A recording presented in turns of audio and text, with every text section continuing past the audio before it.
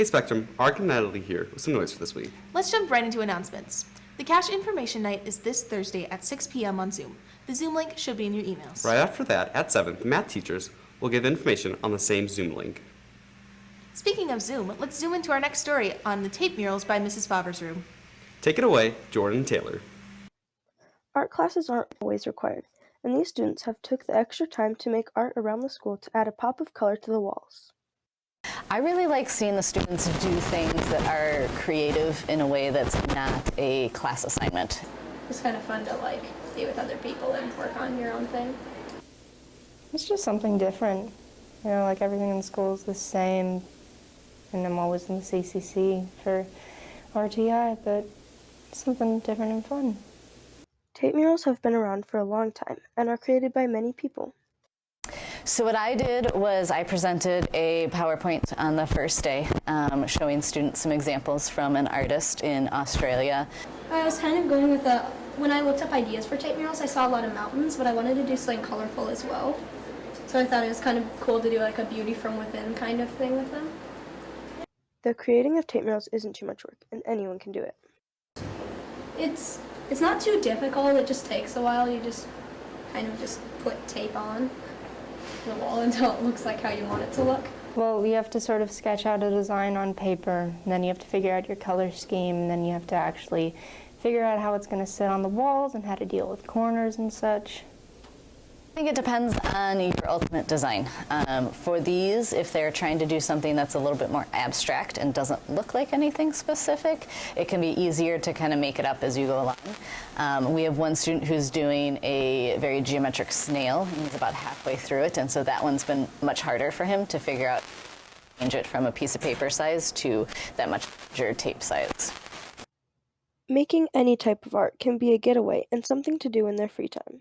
An RTI with Violet, and we were just kind of chilling, and she said, hey, we're making tape murals, and I was like, should we do it? I was very, very bored, and there was just a listing on Infinite Campus for the responsive schedule, so we figured, let's go for it. This has been Taylor Nelson and Jordan Shear. Noise News. Great story, team. I think art really adds a lot of personality to a room. I agree. I really only see signs and posters on the walls here at Spectrum. You're right. Now that I think about it, have you ever wondered what that sign in the lunchroom means? The one that says SVC? Oh, right. That is our Student Voice Collaborative. The Student Voice Collaborative is made up of a group of students who address issues within the Spectrum community. I think we should go more in depth about the SVC. Take it away, Ruby and Belle. For SVC, I'm really hoping to see more students be involved in making changes. SVC, or Student Voice Collaborative, is a place where students and advisors can work together to solve school-wide issues. Student Voice Collaborative is because you have student council and you have a number of other mechanisms by which people can get their ideas shared. But we wanted something that was less formal, by which people would be able to share their ideas or their concerns, and also a kind of a deliberative body that people are going to be able to just express their concerns or try to figure out how to better represent the school. SVC members are hopeful to see changes on the school in the near future. More change in high school, honestly, positive change. Obviously student council does a lot, but it's not really doing anything that important. We're planning days, we're doing dances and stuff, but for SVC, I'm really hoping to see more students be involved in making changes. Sometimes the best thing is to do nothing. Sometimes the best thing is to do something. But there's a process to figuring that out. And one of the best things that people can learn is to figure out how to kind of talk this stuff through with other people. I have this idea, and then other people would share something and say, there's my concerns with it. I think that's a great idea, and here's why. That process is something that I think people are losing the ability to do that. If any student has an issue that they would like attention on, SVC will be available to provide some assistance. They could choose to share it with one of those individuals and try to kind of pass along the idea. This has been Ruby and Belle, Noise News. Thanks, ladies. If you have any concerns, contact your SVC representatives. The members of the Student Voice Collaborative are great advocates for us students. Keep up the good work. Someone else who was a great advocate was Betty White. Before her passing, she was a strong advocate for animal welfare, racial injustice, and LGBT rights. More on her with Isaac and Kylie.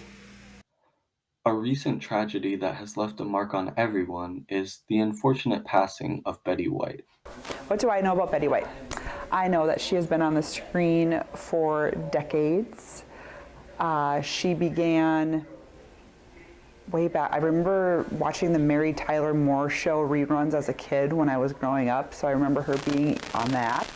I know that Betty White was almost 100. She was 99 point, what was the decimal we found? 99.95. She's a golden girl. She died at 99, almost 100.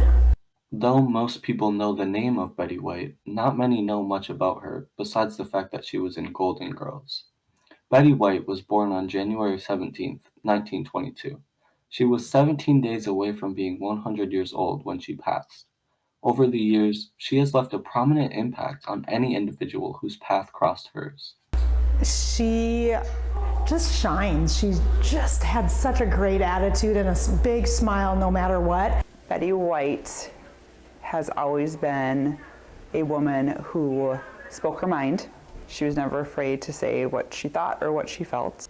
I think that the biggest thing that I take away from her is that you shouldn't take yourself too seriously.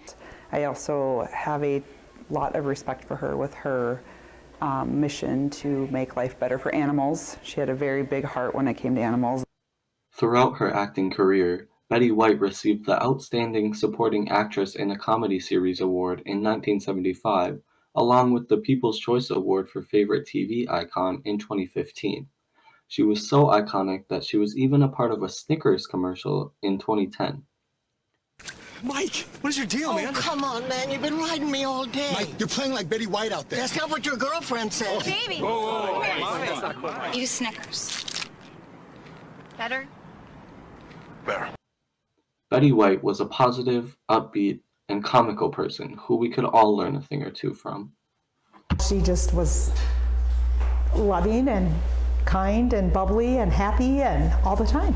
She will always be one of those people that will have always made an impact. We should all try to be more like Betty White. Her passing is truly tragic, but we will all remember her, and she will be missed.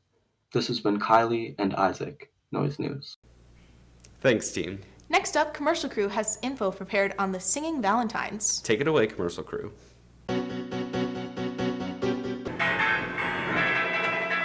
You're really good. Oh, thanks. I've been practicing for my crush.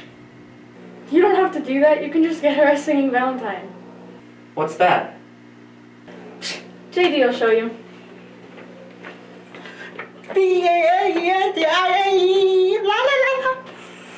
If you want to get a performance as amazing as JD's, you should buy a Singing Valentine.